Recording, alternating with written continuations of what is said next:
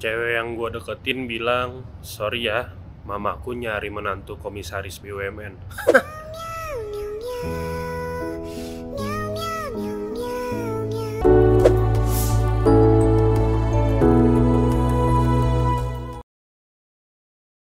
Selamat datang di Indonesia.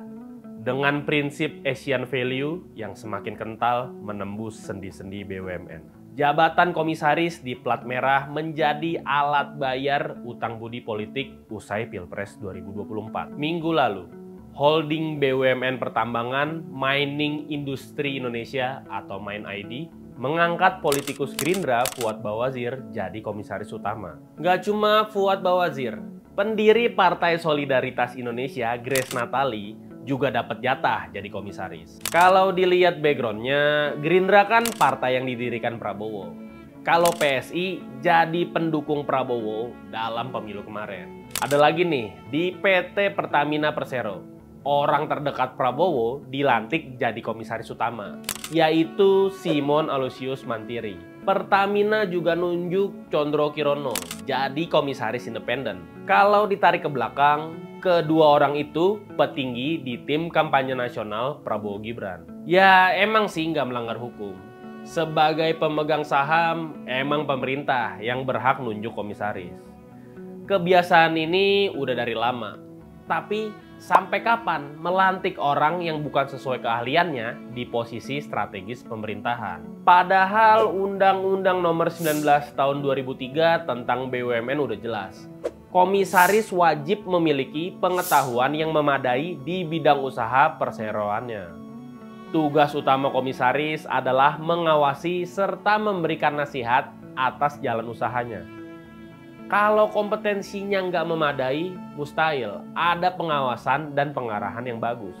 Udah berkali-kali obral kursi komisaris BUMN mengganggu bisnis perusahaan. Soal Bank Syariah Indonesia contohnya. PP Muhammadiyah menarik dana mereka dari bank syariah itu yang jumlahnya sekitar 13–15 triliun rupiah. Ya, sebagai nasabah besar, PP Muhammadiyah sering ditawari BSI kursi komisaris. Pas mereka ngajuin nama, Kementerian BUMN malah memilih Felicitas Talulembang, kader Gerindra dengan latar belakang direktur rumah sakit sebagai komisaris independen.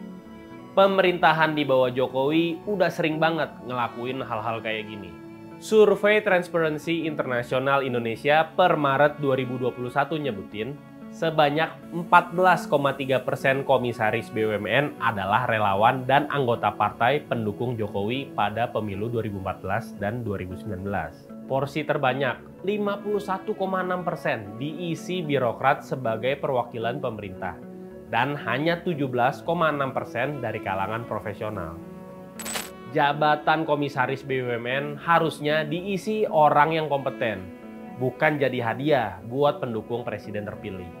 Dengan aset lebih dari 10.000 triliun rupiah, BUMN adalah pengelola kekayaan negara untuk kesejahteraan rakyat, bukan kesejahteraan bekas pengurus tim sukses. Saya Billy, sampai jumpa di fokus selanjutnya.